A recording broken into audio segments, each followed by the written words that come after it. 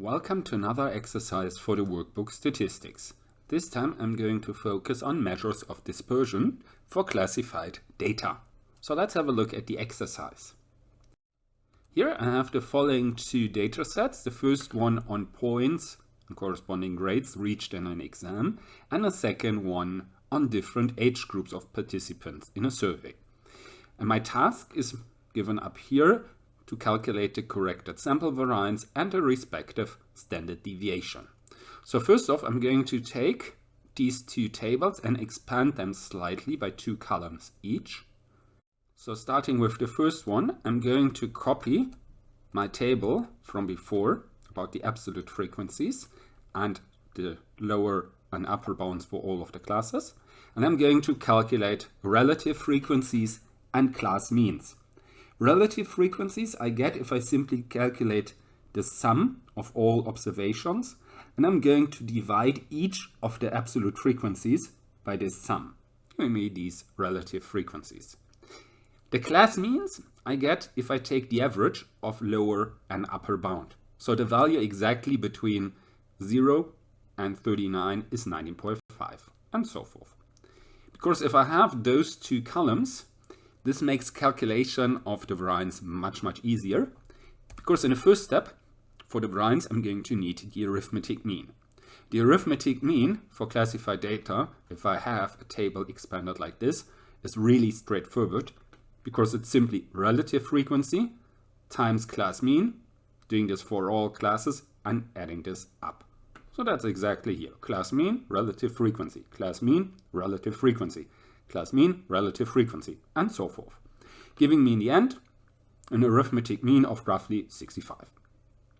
Okay, so that's the first intermediate step, and I'm going to need this arithmetic mean if I go for the variance. For the variance, I have different versions for the formulas.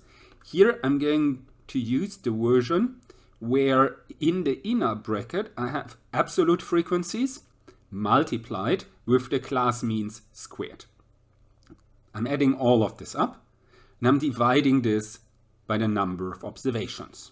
So if I were to add up all these absolute frequencies, I would get 143. I could also directly, to stay similar to the arithmetic mean, use in each case the relative frequency.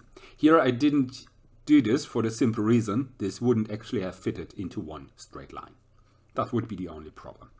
So I'm going to use this here. So it looks similar to the arithmetic mean, except the class means are squared in each of the different cases. From this result, I'm going to subtract the mean squared. So I'm going to take this mean here, I'm going to subtract it to the power of 2 or twice multiplied. And then, that's the big brackets, I'm going to multiply all of this with a correction factor. Because what I have in those big brackets, that's the uncorrected variance or the theoretical variance. If I want to have the corrected sample variance, I have to multiply this with this correction factor, which is simply number of observations divided by number of observations minus 1. So 143 divided by 142. Gives me in the end 285.2075. This is the corrected sample variance. If I now want to get the standard deviation, I simply have to get the square root of the variance. Because standard deviation is nothing else than the square root of the variance. If I use the corrected variance, I directly get the corrected standard deviation. So no more work to be done. Simply taking this value, getting the square root thereof, giving me a final result for the standard deviation of 16.8881. This is already my result for the first of our exercise parts. So for part A, for the data set A. So now we're going to do exactly the same thing, but for the second data set. So similarly, I'm going to copy this data set here. I'm going to add the relative frequencies and the class means.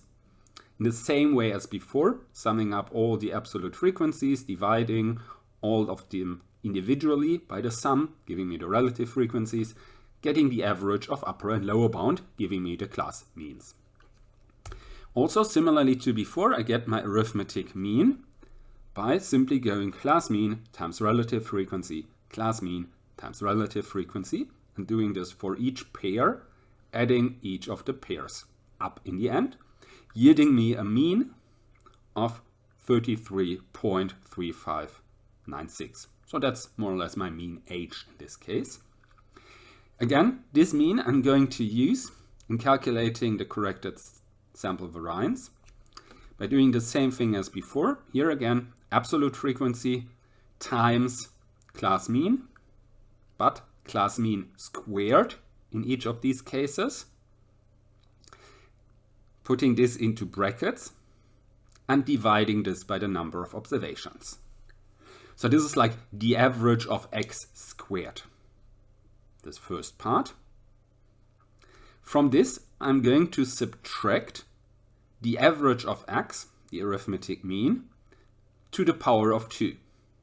So that's slightly different than this. So that's where, if we have this line, this straight line above the x, that's the arithmetic mean, as we can see here. If the square is below the line, that's the first part. If the square is above the line, that's this part here. That's what we're going to calculate. That's the big brackets. In the big brackets, that's the uncorrected variance. To correct this, we need again to multiply it with the correction factor, which is number of observations divided by number of observations minus 1. So 104 observations by 103, giving us a variance of 265.187. And finally, to get the standard deviation, we're going to get our square root of the variance. So simply taking this, square root is 16.2846. Similarly to other measures of deviation, we cannot directly compare standard deviations or variances of the two exercises because, well, the first part in A, that was on marks, on points. This is on age, so there's different scales involved. I cannot say someone is 80.9 points of age. I can also not say in an exam he reached 20 years. So the scales are different, that's why I cannot compare either of these statistics. If I want to compare them, I could in addition calculate the coefficient of variation, which would simply be going to take standard deviation and divide it by the arithmetic mean. This gives me then a measure which is without a unit because the mean and the standard deviation have the same unit. So if I divide them by each other, the result is without any scale and can be compared across data sets. Well, that's it. So I hope you enjoyed it. I say goodbye and see you next time.